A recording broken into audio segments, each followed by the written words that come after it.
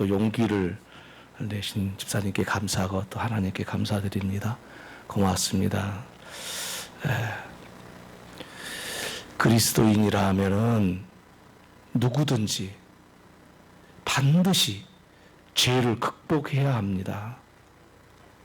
예수 믿는다고 해서 전혀 죄를 짓지 않을 사람은 아무도 없습니다. 하지만 죄에 굴복해서는 안 된다는 말씀입니다. 이길 때까지 죄와 싸워야 합니다. 할렐루야. 그 이유는 아주 분명한데요. 믿음이란 게 뭐냐? 죄를 이김으로써 비로소 믿음이 되는 것이죠. 죄를 이기지 못하면서 믿음으로 사는 사람은 있을 수 없다라는 말씀도 되겠습니다. 그렇다면 어떻게 죄를 이길 수 있을까요? 먼저 죄가 우리에게 어떻게 시작되었는지를 알아야 할 것 같습니다. 오늘 본문의 말씀은 태초에 하나님이 천지를 창조하시니라 라는 말씀으로 시작해서 창조가 시작되었고 여섯째 날 창조에 대해서 말씀을 하고 있습니다. 하나님께서는 첫째 날부터 여섯째 날까지 창조를 하셨는데 여섯째 날에는 육축과 사람을 창조하셨다고 말씀하고 있습니다. 땅의 짐승을 그 종류대로, 가축을 그 종류대로, 땅에 기는 모든 것을 그 종류대로 창조하시고 말씀하시기를 우리의 형상을 따라 우리의 모양대로 우리가 사람을 만들고 그들로 바다의 고기와 하늘의 새와 가축과 온 땅과 땅에 기는 모든 것을 다스리게 하자 하시고 하나님이 자기 형상 곧 하나님의 형상대로 사람을 창조하시되 남자와 여자를 창조하시고 라고 오늘 본문이 말씀하고 있는 것에서 알 수 있듯이 오늘 우리는 여러 가지 이야기를 할 수 있겠습니다만은 우리 사람을 어떻게 만드셨는가라는 말씀에 집중해서 말씀을 드리자면은 하나님께서는 사람을 만드실 때 하나님의 형상과 모양대로 창조하셨다고 말씀하셨습니다.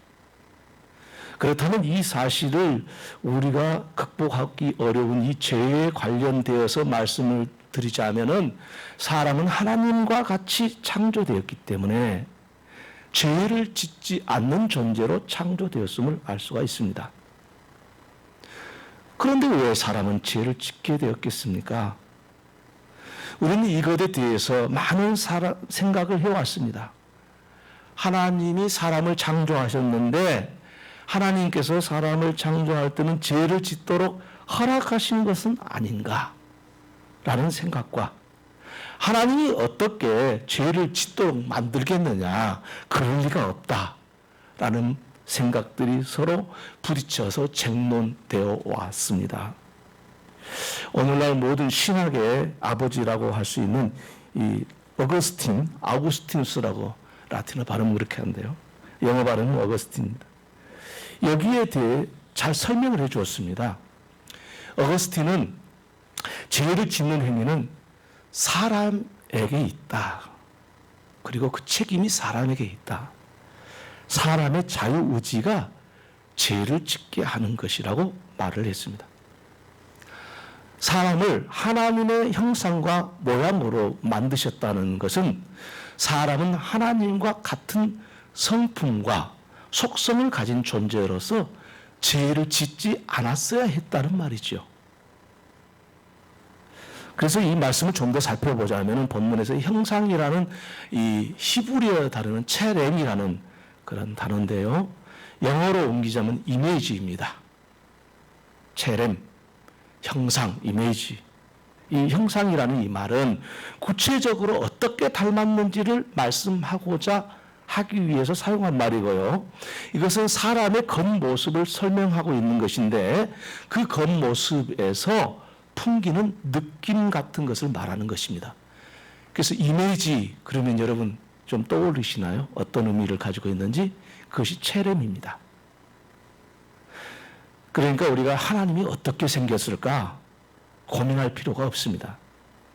하나님은 인간처럼 육체를 가진 존재는 아니지만 우리가 사람을 볼 때, 우리 이웃을 볼 때 느끼는 느낌과 같습니다. 그러니까 이웃을 잘 쳐다보면은 하나님이 어떤 존재인가 하는 것, 그 형상을 어렴풋이 느낄 수 있다. 이런 것입니다.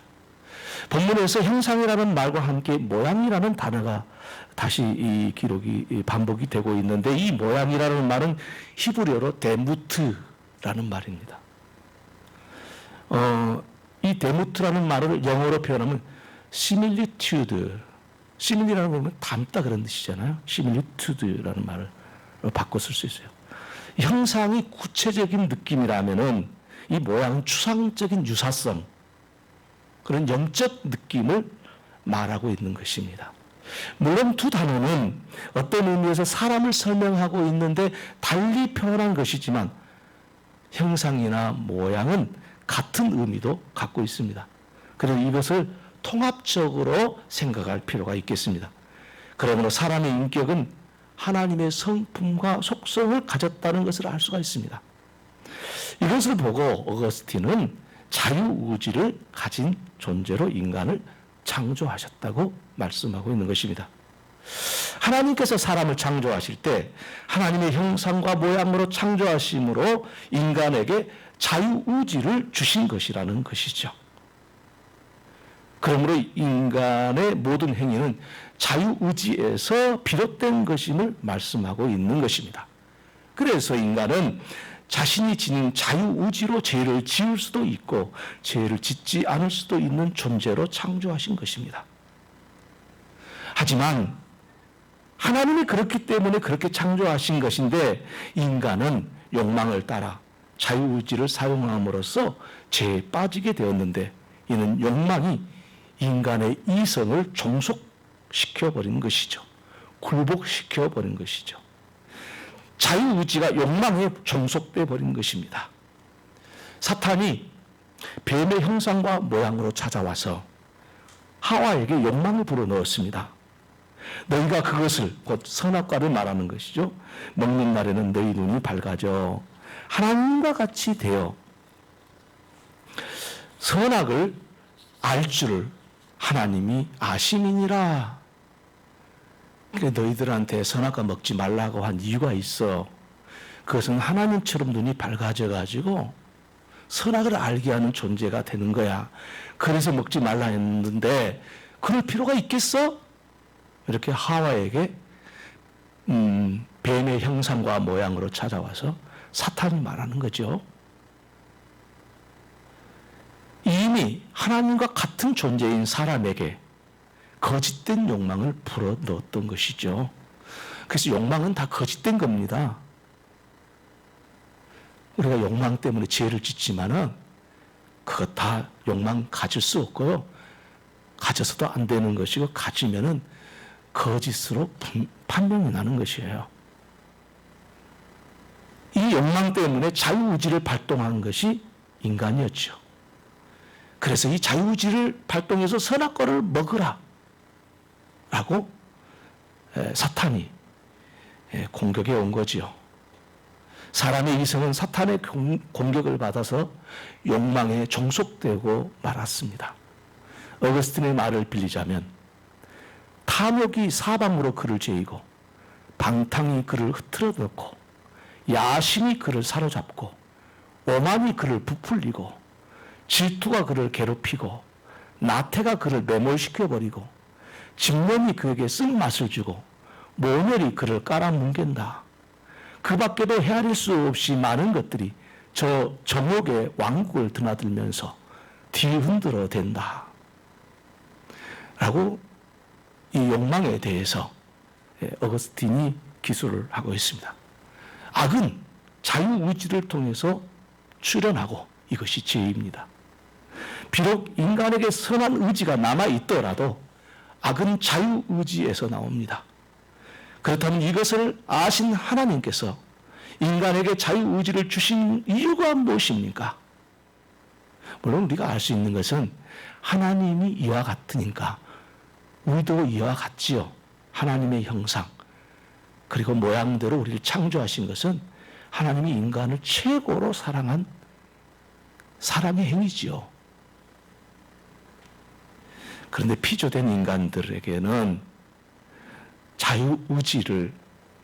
자유의지의 본래의 목적대로 사용하지 못한 것이죠. 그래서 우리는 그것은 자취하고 나서라도 아담이 타락하지 않았다면 이 세상은 타락하지 않았을 것이며 또 나 또한 죄를 짓지 않았을 것이라고 항변합니다. 물론 하나님께서는 자유의지를 가진 사람이 죄를 지을 것을 알았습니다. 그럼에도 불구하고 하나님은 하나님의 형상과 모양대로 사람을 창조하심으로 사람에게 자유의지를 주신 것이지요. 하지만 하나님의 이 예지는 필연이 아닙니다. 하나님을 안다는 것, 하나님께서 아신다는 것, 그건 예지죠. 미리 아는 것이니까. 또 정했다는 것, 이건 예정. 서로 다른 것입니다. 그걸 구분 못하면은 이 말이 이해가 가질 않죠. 예지와 예정. 신학적으로 그런 말을 쓰는 겁니다. 예지, 하나님이 미리 아시는 것. 예정, 하나님께서 미리 아시고 정하시는 것. 그 예정이라는 겁니다. 그런데요, 이 하나님의 예지와 예정은 서로 다른 거지요. 같은 것이 아닙니다. 하나님의 예지는 필연적으로 정해진 것이 아니라는 말씀입니다. 하나님께서 사람에게 자유의지를 주셨지만 그 자유의지로 죄를 지을 것을 알고도 주신 것이 아니고 죄를 지으라고 주신 것도 아니라는 말씀. 자유의지를 가진 사람은 필연적으로 죄를 짓는 것은 아닙니다. 너무 어려운 신학적인 이야기이기 때문에 좀 이해하기 쉽도록 이제 예를 들어 보겠습니다. 엄마가 아들에게 말을 하는 거예요. 너는 오늘 숙제를 하지 않고 자전거를 타러 나갈 것이다. 이렇게 말을 했다가 합시다. 그래서 이 말을 들은 아들은 엄마가 말했기 때문에 내가 숙제를 하지 않고 자전거를 타러 갔다. 라고 말할 수 없지요. 그 말 들었다고 해서 그렇게 그대로 할 필요는 없는 거잖아요. 아들이 숙제를 하지 않고 자전거를 타러 간 것은 엄마가 그렇게 말했기 때문이 아니라 아들이 숙제를 하지 않고 자전거를 타고 싶어서 그렇게 한 것이라는 말씀이죠. 그러듯이 자유의지를 하나님이 주셨기 때문에 사람이 죄를 지은 것이 아니라 죄를 짓지 않을 수 있음에도 사람이 자유의지를 발동해서 죄를 지은 것이라는 말씀이 되겠습니다. 그리고 그렇게 사람이 죄를 지은 것은 사탄이 욕망을 불러일으켰기 때문인 것이죠. 그럼 좀 정리를 하자면은 자유의지를 가진 사람이 사탄이 불러일으킨 욕망을 통해서 죄로 빠지게 된다는 뜻이 되겠습니다. 사실은 오히려 하나님은 사람이 자유의지를 통해서 사랑에 종속되고 사랑에 헌신하기를 기대했습니다. 첫사람 아담과는 달리 예수님께서 하나님의 뜻에 순종하는 자유의지의 인격을 보여주셨죠. 예수님께서는 이 땅에 육신을 입으심으로 스스로 사랑에 종속된 운명을 살았습니다. 그렇게 하심으로써 욕망에 굴복하는 사람이 아닌 하나님께 순종하는 사람의 본이 되어주셨던 것입니다. 그러므로 첫 사람 아담으로 말미암아 그 후손은 그 이성이 욕망에 사로잡혀 죄에 빠질 수밖에 없었습니다만은 한번 죄를 경험했으니까 또 빠지기는 쉽죠. 죄를 몰랐으면은 우리 스스로 죄를 이겨낼 수 있을지 모르지만은 이미 죄를 경험한 우리 육신 아니에요. 그래서 욕망에 사로잡히기가 쉽습니다. 죄를 지을 수밖에 없는 것이 또한 우리 인간의 현실이 되고 말았습니다. 하지만 둘째 아담 예수 그리스도께서 성부 하나님께 순종하심으로 예수 안에서 모든 사람이 죄를 극복하게 하신 것이죠. 아주 전혀 다른 세계를 펼치신 분이시죠. 그러므로 그리스도인은 욕망에 종속된 존재로 이 세상에 살아가서는 안 된다는 것을 말씀하고 있습니다. 믿음으로 욕망을 이겨내고 죄와 싸워 승리해야 합니다. 그러므로 죄를 이기고 승리할 때만이 우리 인간은 하나님의 형상과 모양대로 회복되는 것입니다.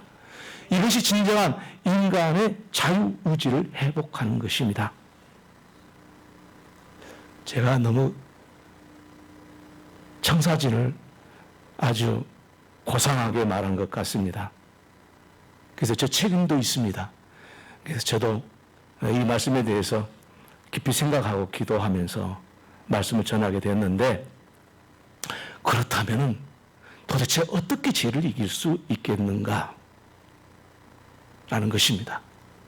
죄를 이겨야 된다고 말씀을 했는데, 그래서 욕망을 꺾어버려야 된다고 했는데, 그 욕망을 끊는 길은 있냐?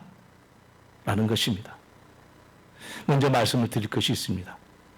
사람의 능력, 곧 죄를 경험한 육체를 가진 우리 마음으로는 죄를 이길 수가 없습니다. 만약 사람이 스스로 죄를 이길 수 있다면 예수님께서 이 세상에 오실 필요가 없었을 것입니다. 아담과 하와가 죄를 범한 이후에 우리 인간은 스스로 죄를 이길 수 없는 존재가 되어버렸습니다. 하지만 이제 중요한 사실을 함께 나누고 싶은 것은 믿음으로 구조화된 행동을 통해서 죄를 이길 수가 있습니다. 구조화됐단 말이 좀 어려운 말로 들리기는 하겠습니다. 건물을 지을 때 기초를 이렇게 단단히 다지고 그 다음에 거기에 건물을 세워가지요. 구조화되어 가는 것이죠. 구조화됐을 때 건물이 되는 거죠. 그런 것처럼 믿음으로 구조화된 행동을 통해서 죄를 이길 수 있습니다. 사람은 세 가지 행동 양식을 가지고 있어요. 반드시 어떤 행동을 하든지 간에 이 세 가지를 거쳐서 하는 거예요. 첫째, 생각하는 거예요. 두 번째, 그 생각하는 것을 마음으로 결정하는 거예요. 세 번째, 마음이 결정된 대로 행동하는 거예요. 이 세 가지 행동 양식을 통해서 무슨 행동이든지 하는 거죠. 이런 행동을 알고 우리는 그렇게 행동한다는 것을 알고 믿음으로 이 행동을 구조화하라, 그런 뜻이에요. 죄를 이길 수 있는 길은 이 길밖에 없어요. 죄를 이길 수 있는 것은. 죄를 지을 생각이 마음을 지배하고 죄가 지배한 마음대로 행동하는 것이죠. 이것이 죄죠. 그렇다면 죄를 이기는 길도 마찬가지예요. 우리가 생각하는 근거가 무엇입니까? 우리가 왜 생각을 하게 되죠? 지성입니다. 우리 인격 중에 한 부분인 지성. 어린 아이의 지성이 있고 어른의 지성이 있습니다. 서로 다른 지성이죠. 그래서 모든 생각은 이 지성의 근원이 되는 거예요. 우리가 예수를 모르면 믿지 못하죠. 어떻게 예수를 모르고 믿을 수가 있겠어요? 우리에게 지성이 있기 때문에 예수를 믿는 것입니다. 우리가 지성이 있기 때문에 성령님을 경험하는 거야. 그래서 모든 생각은 이 지성의, 우리 인격의 요소 중에 하나, 이 지성이 근거가 되고 있어요. 예수를 믿는 사람과 믿지 않는 사람의 차이가 있습니다. 지성의 차이. 그래서 예수 믿는 사람은 예수가 진리임을 인식하고 있는 거예요. 예수 믿지 않는 사람은 예수가 진리라는 것을 모르고 있는 것이죠. 진리이신 예수 그리스도의 인격을 가질 때 우리의 인격은 지성, 곧 탐욕과 사탄의 욕망을 이겨내는 근거가 되는 거예요. 자신이 죄를 벗어나고 싶다고 해서 벗어날 수 있는 것은 아닙니다. 생각은 마음으로 이어지고 죄라는 행동을 하기 때문에 이 생각에 대해서 우리가 믿음의 지성, 진리이신 예수 그리스도를 아는 지성으로 우리 생각을 갖지 않으면 죄에 빠질 수밖에 없어요. 그러므로 진리를 경험한 인격인가, 그러지 않는가가 죄를 지을 수 있느냐, 죄를 짓지 않을 수 있느냐를 결정하는 것입니다. 다시 말하면은 예수 그리스도가 내 인격 속에 들어와 있냐 이거지. 그 말씀이 내 인격을 차지하고 있냐. 그리스도의 말씀이 우리 안에 인격으로 차지했다는 것은 뭐냐면은 성령님께서 하나님의 말씀을 들을 때에 우리를 이해시키는 거거든요. 그래서 우리가 예수 그리스도를 믿게 되는 것이죠. 그 믿음의 인격이 있냐 없냐가 그 모든 삶을 결정하는 거예요. 죄를 짓는 사람으로 남아있는가? 아니면 죄를 이길 수 있는 사람으로 남아있는가? 예수를 믿는 믿음의 인격이 우리에게 필요하다는 이야기입니다. 뭐 어렵게 설명했습니다만은 아주 간단한 이야기예요. 우리 안에 예수님의 말씀으로 세워진 인격이냐, 성령께서 우리를 깨닫게 해주셔서 예수를 믿는 사람이냐 아니냐에 따라서 죄를 지을 수 있는 죄를 짓지 않을 수 있는 사람이 되냐 그렇지 않느냐를 결정하는 것입니다. 예를 들어서 아주 기분 좋은 일이 있어서 술 생각이 났다면 그의 지성은 술 먹었던 경험에 종속되어 있는 것이죠. 그래서 기분 좋은 일이 있을 때마다 술 한 잔씩 하는 거죠. 왜 그래요? 술을 그게 아주 기분 좋은 일을 더 기분 좋게 만드는 일이라고 우리 인격 속에 그 지성으로 담겨져 있는 거예요. 그래서 술을 먹어야 되는 거예요. 그 사람은. 어떻게 술을 먹습니까? 아, 기분 좋은 일이 일어났다. 그래서 내가 이 기분 좋은 것을 더 기분을 내기 위해서 술 한 잔 마셔야 되겠다는 생각을 하게 되고 그것을 마음으로 품고 또 마음에 결정한 대로 행동으로 옮기죠. 그래서 술을 사오고 술을 따라서 먹는 거죠. 이와 같이 우리는 우리 생각을 진리이신 예수 그리스도를 믿는 믿음의 생각으로 바꿔야 돼요. 예. 죄를 이기려면 내가 어떻게 하든지 믿음의 인격을 발동을 시켜야 되는 거예요. 한 가지 더 예를 들자면 누군가 자신에게 고통을 줬다면 이 상황에서는 정말 화가 나고 고통스러웠을 거예요. 그리고 그 사람은 온통 복수해야겠다는 생각으로 가득하게 될 것입니다. 저는 그런 경험을 많이 하면서 지내왔습니다. 막 견디기가 어렵잖아요. 막 못 참겠어. 내가 복수해야 되겠어. 이런 생각으로 가득 차잖아요.